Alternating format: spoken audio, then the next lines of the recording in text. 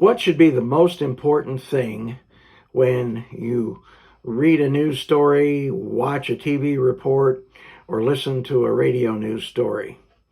Well, I think we already said it. The story's the thing. At least it should be when it comes to reporting. What separates news stories from everything else? Well, it should be time and packaging, and it should be the truth to the very best of the reporter's ability. Now, as I mentioned in my last part of this series, a news story is simply a moment caught in time. It can never be the whole story, but it is a moment caught in time as reported by the reporter who's working on the story.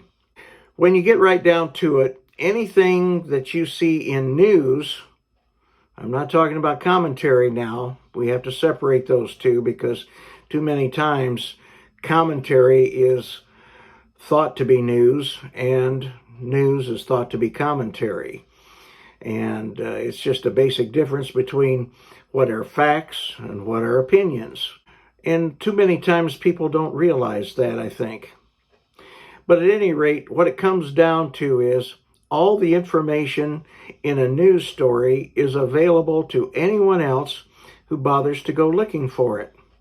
You can go to the courthouse, you can even go to Washington, you can go anywhere, and if you do your research, you should be able to come up with the same facts that you're seeing in a news story.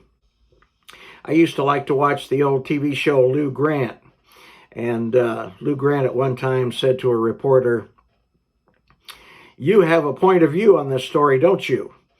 And the reporter acknowledged they did. And he says, "Well, don't let me hear it in your story." And that's what good news reporting is, that the reporter's own bias is not reported in the story. Packaging is where a reporter really excels.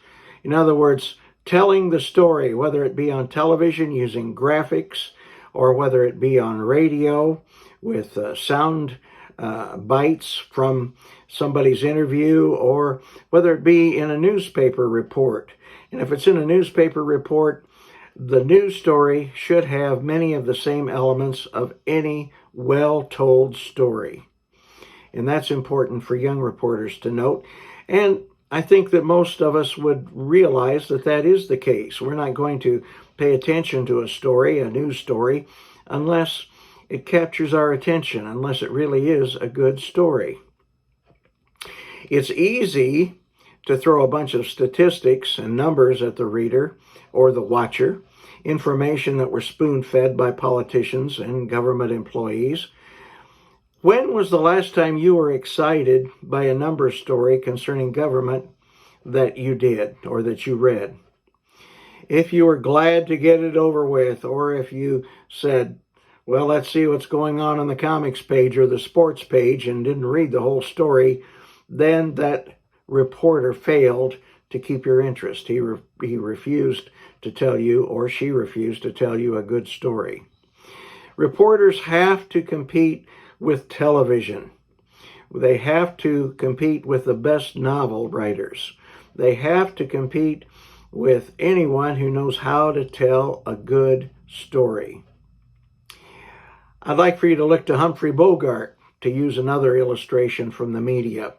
In Deadline USA, he plays a newspaper editor, and at one point in the movie, he tells a reporter who is using a lot of statistics and numbers in his story, he said, "Break it down. I want to know how much this tax is going to cost the average family." So that's my point today. Good stories tell the truth, and they are well-told tales. We'll see you next time.